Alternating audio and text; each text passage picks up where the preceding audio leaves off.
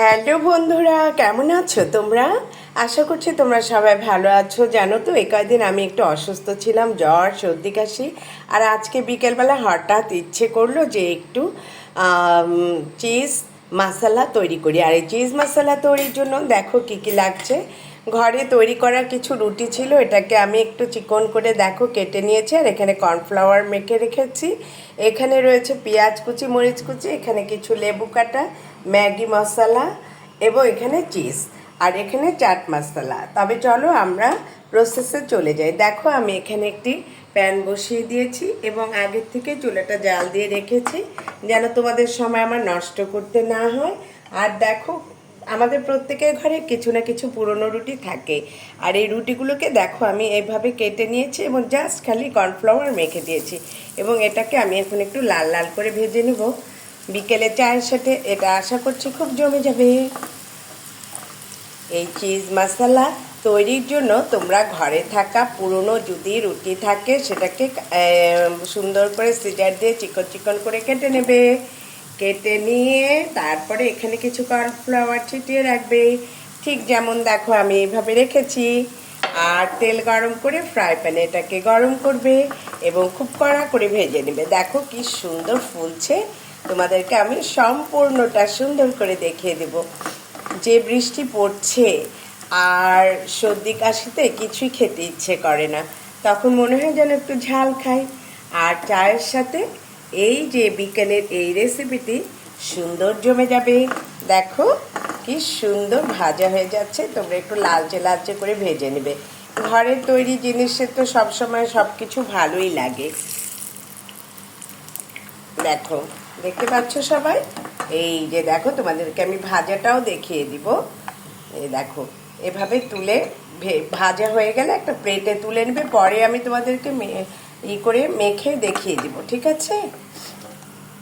আমি একটা বাটিতে তুলে নিচ্ছি।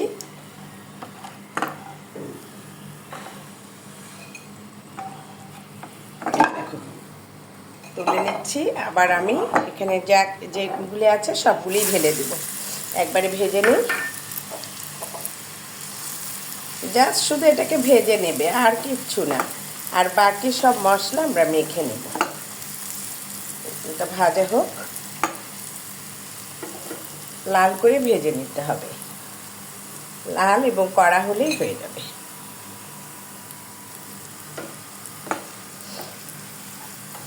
চারিপাশে সর্দি কাশি জ্বর, তোমরা কিন্তু ভালো থেকো, নিজেদের শরীরের যত্ন নিও। দেখো না, আমিও তো সেই নিয়মিতভাবে রান্না আসতে পারছিলাম না। আজকে ভাবলাম আমার বন্ধুরা কি করছে দেখি একটা নতুন রেসিপি নিয়ে যাই, আর সে মুখের স্বাদ যাতে ফিরে আসে, এই জন্য ভাবলাম যে চিজ মশলাটা তৈরি করলে তো ভালোই হয়। দেখো, এটাকে একটু কিছু সময় ভাজতে দেই। জালটা একটু বাড়িয়ে দেব। চিজ মশলা খুব সহজেই একটি সহজ রেসিপি। এটা তোমাদের সময়টা বেঁচে যাবে এবং রুচিযুক্ত একটা খাবারও হবে। আশা করছি তোমরা ঘরে একবার হলেও এটা ট্রাই করো, সময়ও লাগবে না। আমি এখানে দুটো রুটি আমার সেকা ছিল ফ্রিজে, সেটা থেকে বের করে জাস্ট সিজার দিয়ে চিকন চিকন করে কেটে নিয়েছি, আর কিছু না। এটা ভাজা হতে হতে আমি আবারও তোমাদেরকে দেখিয়ে দিচ্ছি। এই চিজ মশলা তৈরির জন্য প্রথমে লাগছে দুটো ঘরে থাকা রুটি। এটাকে তোমরা সিজার দিয়ে চিকন করে কেটে নেবে। দেখো আমি ভাজাটা তোমাদেরকে দেখিয়ে দিচ্ছি, ঠিক এরকম লাল লাল করে ভেজে নেবে, পরে মেখে দেখিয়ে দিব। এরপরে দেখো কিছু পেঁয়াজ কুচি এবং রেখেছি মরিচ কুচি, এখানে কয়েকটা চিকন করে কাটা লেবু, এখানে রয়েছে ম্যাগি মশলা। ম্যাগি মশলা না থাকলেও সমস্যা নেই। তারপরে রয়েছে চিজ এবং চাট মশলা, এটাকেও তোমরা এড়িয়ে দিতে পারো। আর এবার আসো আমরা দেখি যে এটা কতটুকু ভাজা ভাজা হলো। যত লাল করে ভাজবে দেখবে যে এটা আরও সুন্দর স্বাদযুক্ত হয়েছে এবং অল্প তেলে এটা ভাজা হয়ে যায়।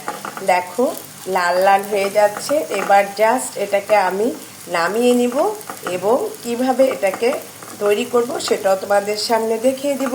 এবং সাথে সাথে চা সার্ভ করে চায়ের সাথে খেতে এটা যে কত স্বাদযুক্ত সেটাও দেখিয়ে দিব। এবার আমি চুলার আঁচটা নিভিয়ে দিলাম দিয়ে এবং এখান থেকে আমি এখন এই যে ভেজে রেখেছি এটাকে আমি তুলে নেব।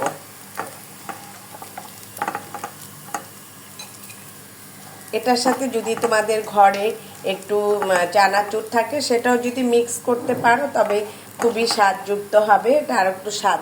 হ্যালো বন্ধুরা, তোমরা দেখতে পাচ্ছ যে এখানে আমি যে রুটি ভেজে রেখেছিলাম সেখানে আমি কিছু পেঁয়াজ মরিচ তোমাদেরকে দেখিয়েছিলাম সেটাকে অ্যাড করেছি, এখানে অ্যাড করেছি চিজ অ্যাড করেছি এবং এখানে যে ম্যাগি মশলা আছে সেটাকে অ্যাড করেছি। আর দেখো শুধু চায়ের সাথে এখানে আমি আগের থেকে চা এবং দুধ মিলিয়ে রেখেছিলাম, এখানে আমি চা নিয়ে নিয়েছি এবং বিকালে তোমরা ঠিক এইভাবে বসে বিকালের আড্ডাটা জমিয়ে নেবে। ভালো থাকবে, সুস্থ থাকবে, বাই।